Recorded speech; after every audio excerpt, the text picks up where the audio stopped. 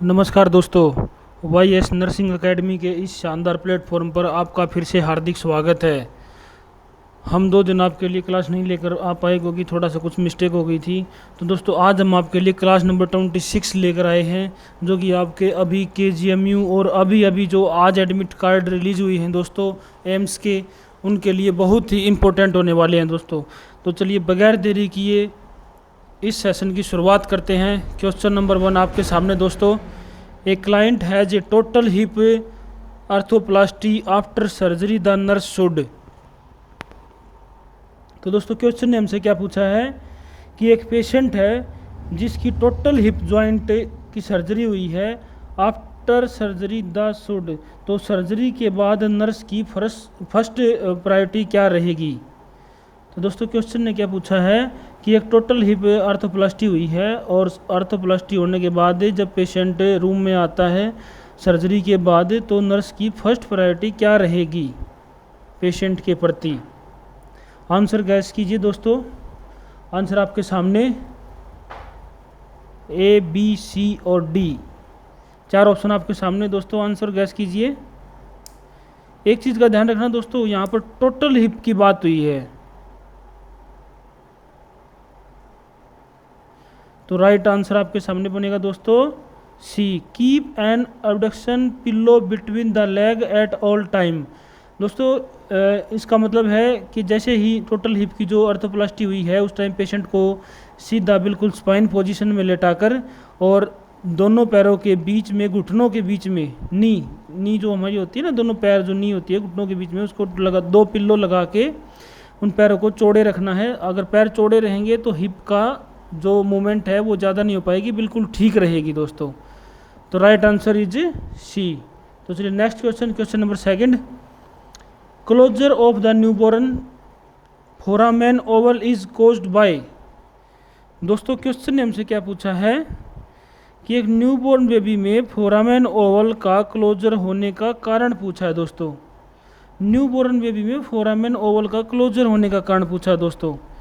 तो सबसे पहले ये समझना जरूरी दोस्तों, फोरामेन ओवल होता क्या है। तो जैसे दोस्तों मैं आपको बताता हूँ, जैसे ही जो मतलब कि कोई लेडीज़ प्रेग्नेंट है और जब तक उसके पेट में जो बच्चा है, गोलगप्पा है, आपको पता होगा जो हमारे राइट एट्रियम और लेफ्ट एट्रियम होता है उनके बीच की जो वॉल होती है वो दोनों मिली हुई होती हैं दोस्तों। और जैसे ही बच्चा बाहर आता है, डिलीवरी के बाद बच्चा बाहर आता है, तो वो रास्ता राइट एट्रियम और लेफ्ट एट्रियम का रास्ता क्लोज हो जाता है दोस्तों। तो वो क्लोज कब होता है ये पूछा है क्वेश्चन ने। क्लोजर न्यूबॉर्न वो क्लोज कब होता है दोस्तों। हार्ट के अंदर जो राइट एट्रियम और लेफ्ट एट्रियम के बीच का जो रास्ता था वो कब बंद होता है दोस्तों, क्लोजर पूछा है। आंसर आपके सामने A, B, C और D। तो राइट आंसर गैस कीजिए दोस्तों। तो राइट आंसर बनेगा आपका option B, an increase in the pulmonary blood flow. जो पुलमोनरी ब्लड फ्लो होता है दोस्तों उसके इंक्रीज होते ही फोरामेन ओवल क्लोज हो जाता है दोस्तों। तो राइट आंसर इज बी। तो चलिए next question, question number 3। H2 blocker of choice in liver disease is. यहाँ पर दोस्तों क्वेश्चन ने क्या पूछा है कि H2 ब्लॉकर के अंदर लीवर डिजीज पूछी गई दोस्तों। H2 ब्लॉकर के अंदर जब आप H2 ब्लॉकर किसी पेशेंट को दे रहे हो मेडिसिन, लीवर डिजीज पूछी कि कौन सी बीमारी हो सकती है, लीवर डिजीज पूछी दोस्तों। यहाँ पर दोस्तों कॉमन सी बात है, जब हम यहाँ पर अगर जो ऑप्शन आपके सामने दिए गए इनमें सबसे ज़्यादा मोस्टली कॉमन हम रेंटाडिन यूज़ करते हैं दोस्तों। आपको ही पता होगा, जितने भी हमारे नर्सिंग ओपेरा हॉस्पिटल के अंदर काम करते हैं सबको पता होगा कि रेंटाडिन मोस्टली सबसे ज़्यादा चलती है। लेकिन यहाँ पर रेंटाडिन H2 ब्लॉकर लीवर डिजीज़ में नहीं आएगी दोस्तों, चॉइस पूछिए दोस्तों। ठीक है दोस्तों। तो राइट आंसर बनेगा आपके सामने निजाटिडिन।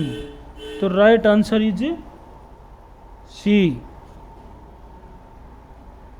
यहाँ पर रेंटाडिन, सिमिटाडिन और फेमोटाडिन आंसर नहीं बनेगा दोस्तों, क्योंकि ये आती हैं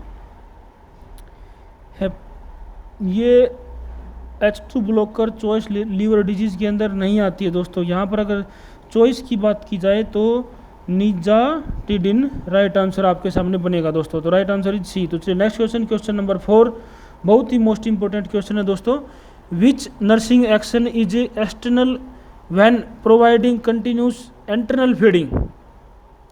यहाँ पर दोस्तों क्वेश्चन ने क्या पूछा, बट ध्यान से समझना दोस्तों क्वेश्चन के बारे में। क्वेश्चन ने पूछा है कि जब भी आप किसी पेशेंट को कंटिन्यूस फीडिंग दे रहे हो, और वो भी कैसे, internal feeding. Continuous internal feeding का मतलब होता है कि दोस्तों कि अगर कोई पेशेंट जैसे कि हॉस्पिटल के अंदर एडमिट है और उसकी हेड इंजरी वगैरह हुई है और वो पेशेंट आपके पास एडमिट है, तो आप नेजल फीडिंग ट्यूब डालते हो, जिसको हम फीडिंग ट्यूब, बच्चों में फीडिंग ट्यूब बोलते हैं, और अडल्ट की बात की जाए तो राइस ट्यूब बोलते हैं। राइस ट्यूब जो हमने डाल रखी है उससे आप कंटिन्यू फीडिंग करा रहे हो, कंटिन्यू, क्वेश्चन नहीं पूछा दोस्तों, कंटिन्यू फीडिंग करा रहे हो, तो उस टाइम कंटिन्यू फीडिंग करा रहे हो तो उस टाइम सबसे ज़्यादा ध्यान रखने वाली क्या बात होगी नर्स के लिए, वह कौन सी बात होगी जो सबसे ज़्यादा नर्स को ध्यान रखनी है, एक्शन किस बात पर लेगी। तो राइट आंसर गैस कीजिए दोस्तों। आंसर आपके सामने, बड़ा ही मज़ेदार क्वेश्चन है दोस्तों ये।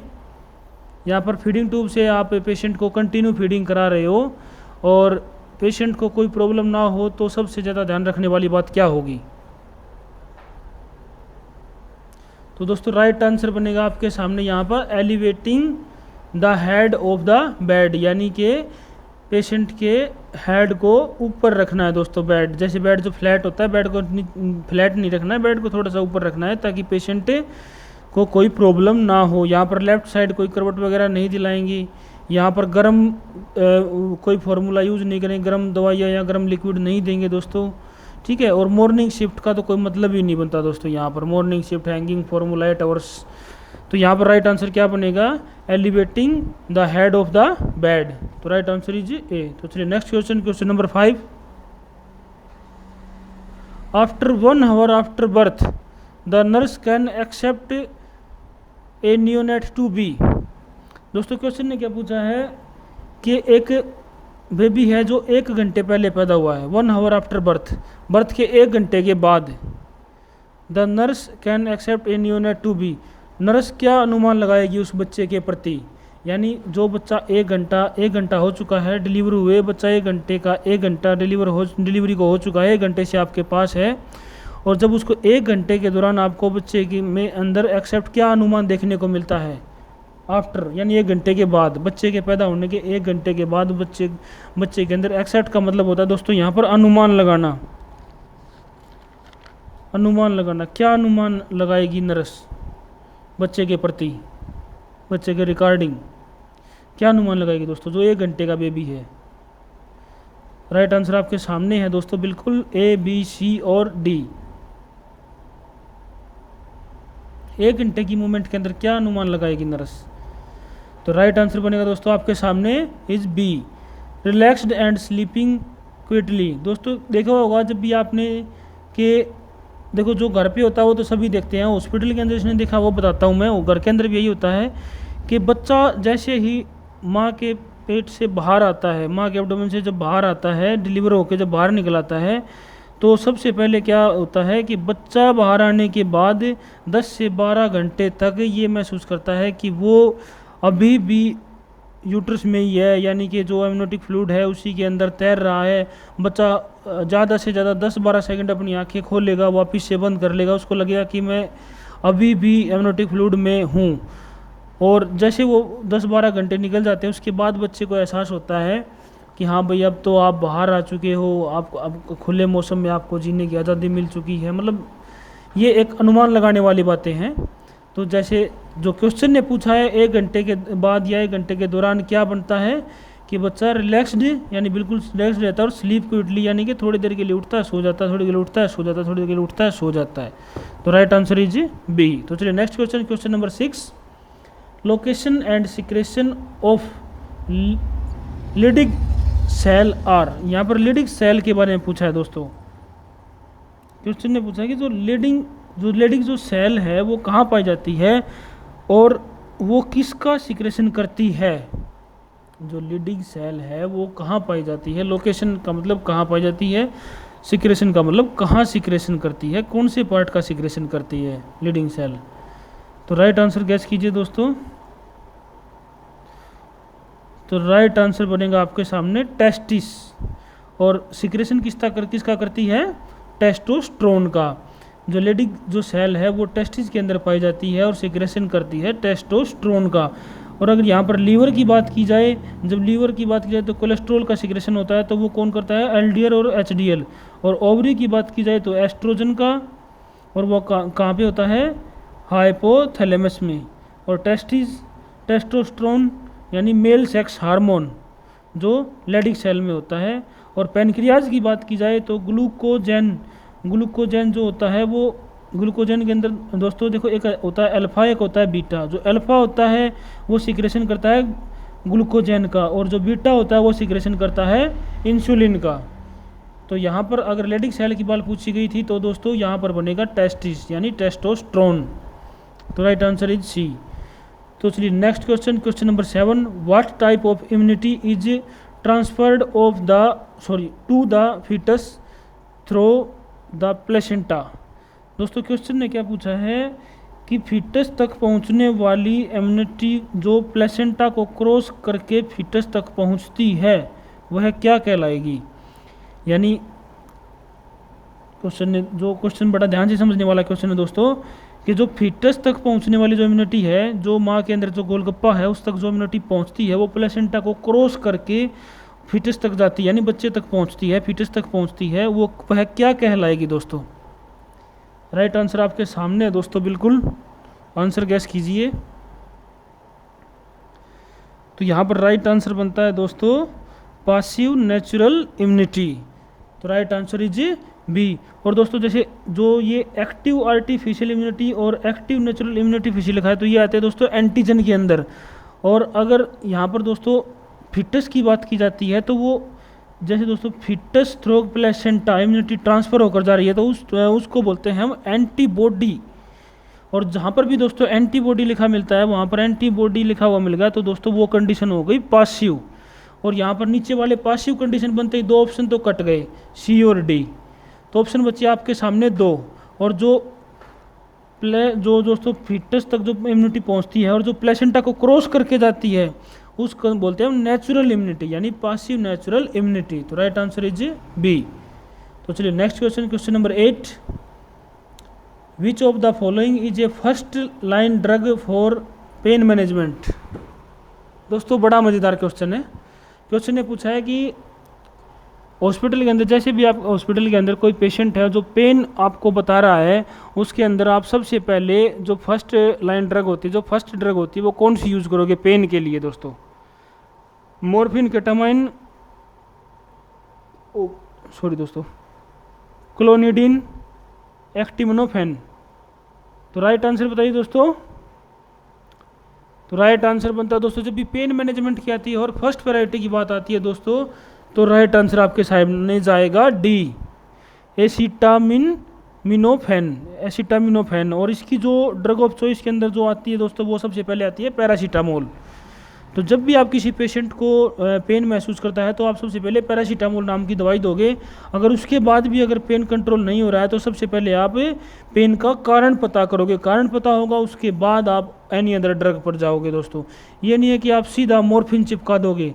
मॉर्फिन का मतलब दोस्तों ये मॉर्फिन तो ऐसा पेन किलर होता है जो कैंसर या टीबी के पेशेंट का भी अगर पेन को कंट्रोल कर देता है। तो नॉर्मल पेन में जब भी कोई पेशेंट पेन बताता है तो सीधा आप मॉर्फिन वगैरह केटामिन ये यूज़ नहीं करेंगे दोस्तों। सबसे पहले क्या होगा आप पैरासीटामोल नाम की ड्रग यूज़ करेंगे जो एसिटामिनोफेन के अंदर आती है। तो राइट आंसर इज डी। तो चलिए next question, which of the following minerals should be taken by a child suffering from rickets. यहाँ पर दोस्तों थोड़ा सा क्वेश्चन समझने वाली बात है।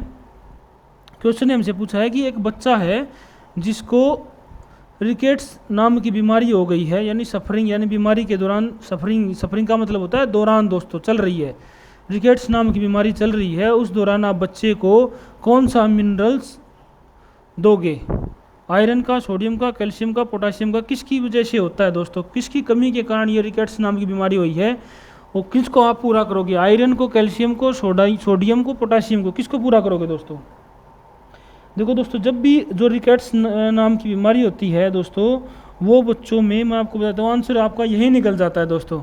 जो रिकेट्स नाम की बीमारी होती है वो हमेशा कैल्शियम की कमी के कारण होती है दोस्तों। इसमें क्या होता है, जो हमारे जैसे जो छोटा बच्चा होता है, जैसे उसके जो घुटने होते हैं दोस्तों, जो नी होती है, वो कई बार तो क्या हो जाती है, बाहर की तरफ मुड़ जाती है, कई बार साइड की तरफ मुड़ जाती हैं।